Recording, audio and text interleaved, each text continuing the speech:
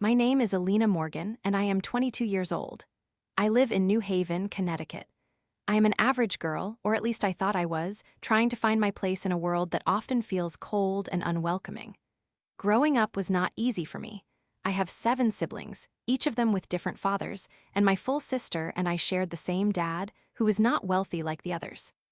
This set the stage for a turbulent family dynamic where I often felt like a burden, a mere afterthought in the chaotic web of relationships that surrounded me.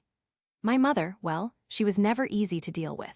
To put it lightly, she has a knack for being particularly harsh and dismissive, especially to my sister and me.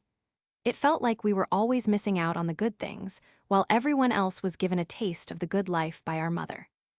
One significant memory sticks out vividly in my mind.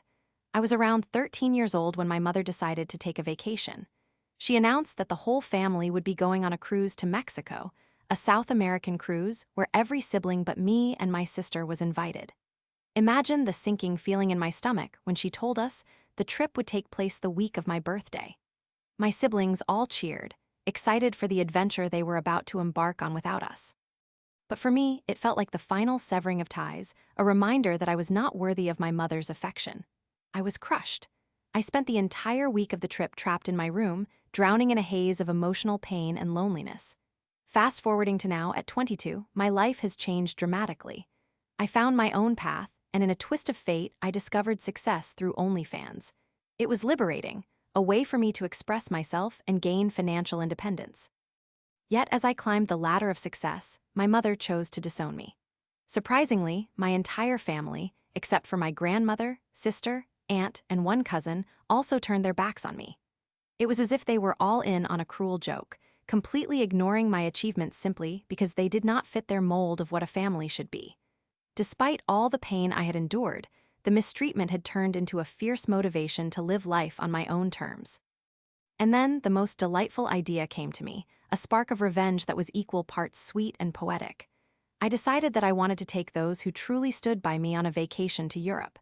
In my mind, I could see it clearly. A first-class trip, visiting London, Paris, Berlin, Stockholm, Copenhagen, and Capri. It was a dream come true, and I wanted to make it happen, not just for me but as a statement to everyone else. I wanted to show my family that I could live the life they deemed impossible for me. The cherry on top, I planned the trip for the same weekend as my mother's birthday. As I started making arrangements for the trip, I felt a sense of eagerness mixed with a little nervousness. I had my grandmother, my sister, my aunt, and my cousin on board, and we began planning out our adventures. The thrill of visiting iconic landmarks filled my mind with endless excitement.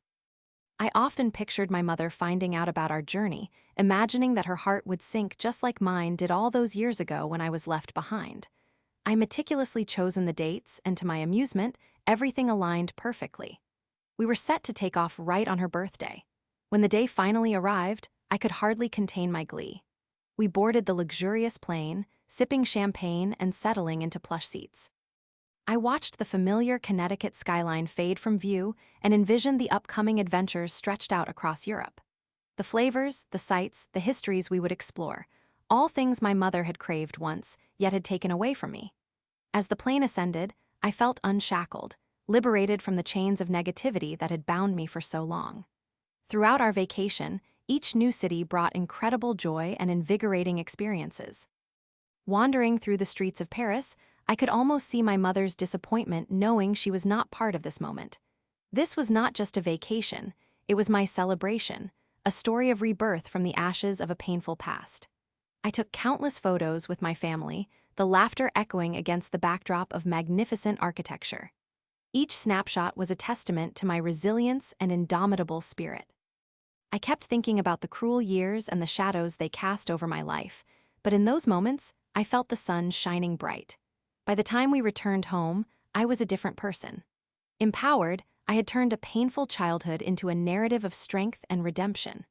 Every corner of Europe had inspired me to push further, not to be deterred by what once was, but rather to embrace my new reality.